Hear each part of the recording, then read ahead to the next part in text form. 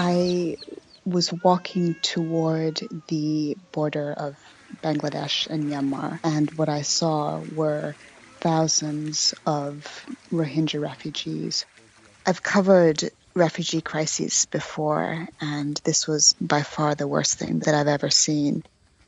All I saw was this endless stream of people and an endless stream of mud and water and rain. The lucky ones were carrying objects that were dear to them, rice or solar panels or water pots. The unlucky had absolutely nothing.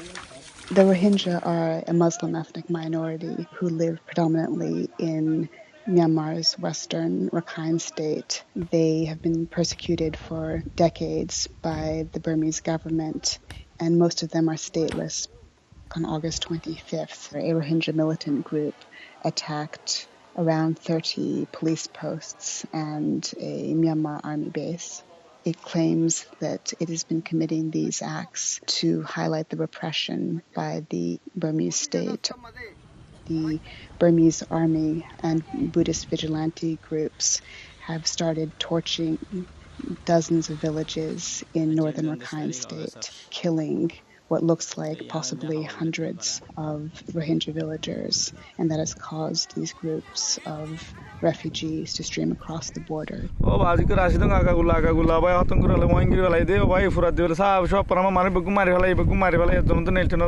the people that I saw talked about having witnessed personally neighbors and family and friends who were killed, usually shot or stabbed by either the Myanmar military or by these Buddhist mobs.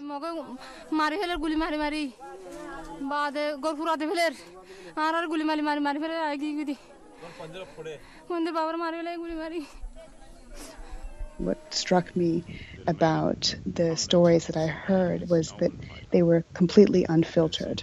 They were consistent and they were horrifying. And this is my home. Completely abandoned, the whole our village. Human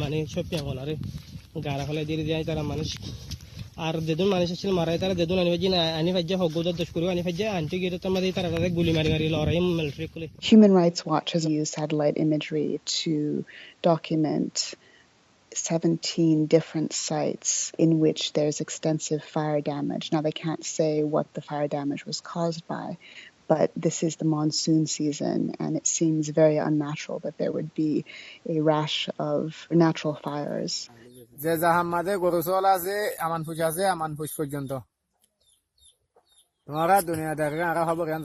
Aung San Suu Kyi, the de facto leader of Myanmar, is a Nobel Peace Prize laureate. And as such, I think a lot of the international community expects her to speak up for the human rights and basic freedoms of everybody in Myanmar. And she has been conspicuously silent on the issue of the Rohingya. No, it's not ethnic cleansing. It's a new problem, and yet it's linked to old problems as well. With regard to violence, I object to violence committed by anybody against anybody. It does not matter whether the violence is committed by Buddhists or by Muslims or by Christians. I object to it entirely.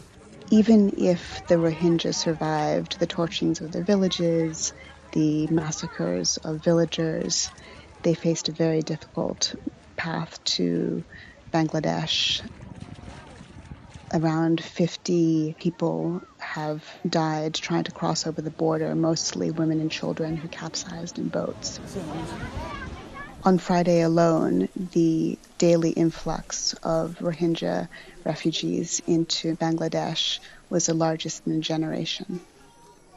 And as difficult as conditions were in Myanmar, where they were escaping from, the refugee camps here are sprawling, they're squalid, there's not enough food, there's not enough medicine, and it's very difficult to imagine how the new refugees will be able to be processed through that system.